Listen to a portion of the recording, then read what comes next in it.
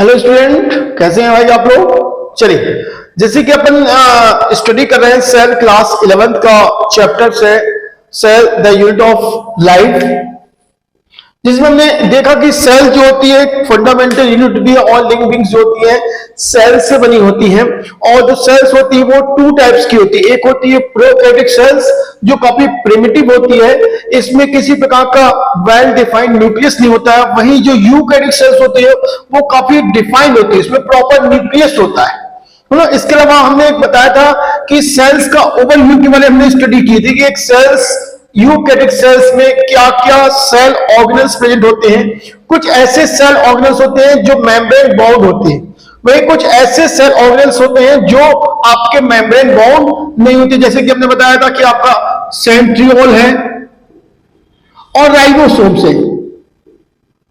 ये both organs जो होते हैं इनमें किसी प्रकार की मेम्ब्रेन्स नहीं होती। इसके अलावा हमने देखा था कि जो यूकैरियोटिक सेल्स होती है और जो प्रोकैरियोटिक सेल्स होती है उनमें सबसे मेन चीज अगर कोई चीज होती है तो वो है न्यूक्लियस।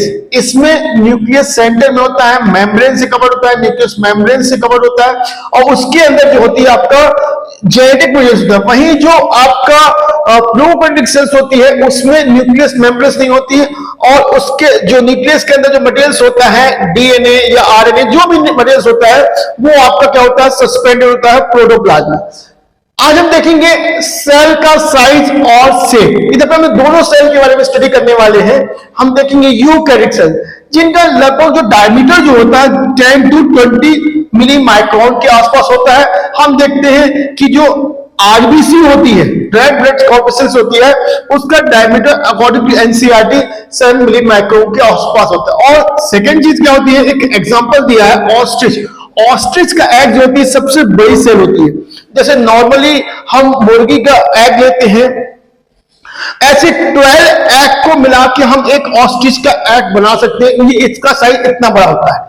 तो हमने देखा कि जो यूकैरियोटिक सेल्स होती है उनका डायमीटर 10 to 20 माइक्रोन के आसपास होता है और एक जो आरबीसी के बारे में स्पेशलाइज किया एनसीईआरटी ने कि 7 मिली माइक्रोन के आसपास का शेप होता है और एक ऑस्ट्रिच है जो सबसे बड़ा आपका सेल होती है। वहीं पर अगर हम इसके शेप की बात करते हैं तो कुछ सेल्स ऐसी होती है जो आपकी डिस्क शेप में होती है। जैसे हम देख सकते हैं कि जो आरबीसी सेल्स होती है, रेड ब्लड कॉर्पसेल्स होती है, ये बाइकॉनकैव होती है, ये इस प्रकार है ना, ये तो ये डिस्क जैसे हो गई।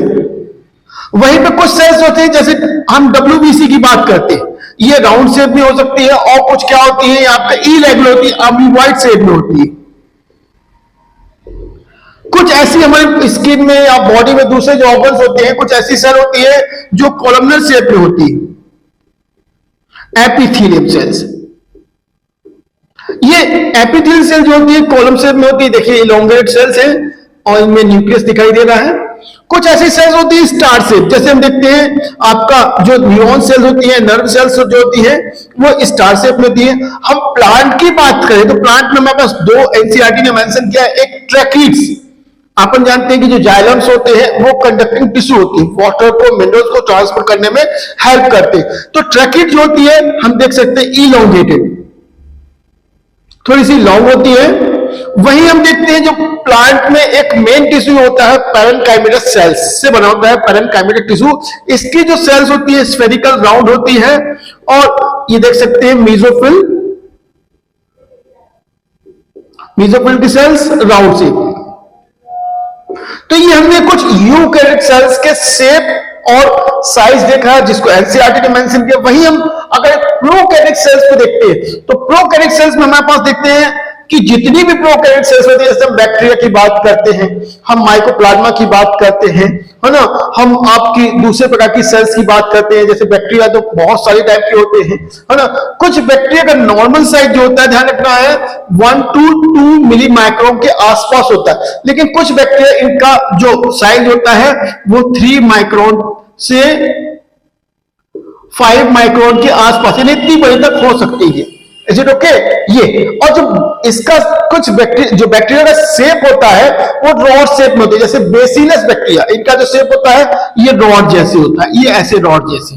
वही कुछ ऐसे बैक्टीरिया होते हैं जो राउंड स्फेरिकल शेप में होते हैं, ये जिनको हम कॉकाई बोलते हैं या कॉकस बोलते हैं। वही वाइब्रियो जिनका शेप जो होता है कॉमा शेप में होते हैं। वही स्पाइरल ये थोड़ा सा ट्विस्टेड होते हैं, स्नेक लाइक ऐसे, तो स्पाइरल शेप में। तो बेसिकली जो बैक्टीरिया होते हैं उनका साइज शेप डिफरेंट हो सकता है, लेकिन फंडामेंटली देखें तो rod shape, round shape, vibrio और स्पाइरल शेप में होते हैं ना। दूसरी चीज, कुछ ऐसी भी सेल्स होती है इस नेचर में जिनका साइज होता है बैक्टीरिया से छोटा होता है, स्मॉल होता है। इनका साइज हम देख सकते हैं, देख लीजिए 0.1 मिली माइक्रोन के आसपास, और कुछ जिसमें आ जाते हैं पीपीएलओ। वहीं कुछ ऐसी सेल्स होती है जैसे माइकोप्लाज्मा, इनका साइज होता है 0.3 माइक्रोन तक हो सकता है। और जो वायरसेस होते हैं, वायरस को तो वैसे तो हम प्रोकैरियोट में कंसीडर नहीं करते क्योंकि किसी प्रकार की उनके चारों मेम्ब्रेन्स नहीं होती है ना। लेकिन हम अगर और छोटी सेल्स के बारे में देखेंगे, हम सेल भी इसको नहीं बोल सकते, इसको बोल सकते हैं ए सेलुलर, क्योंकि cell membranes, nucleus, proper nucleus, ये सब सिस्टम इसमें नहीं होता। तो वायरस जो होते हैं इनका जो साइज होता है 0.02 से 0.2 मिली माइक्रोन के आसपास होता है। तो ये हमने कुछ आज साइज और शेप के बारे में डिस्कस किया है, प्रोकैरियोटिक सेल्स और यूकैरियोटिक सेल्स के बारे में। आई होप ये वीडियो आपको अच्छा लगा होगा, देखते रहिए।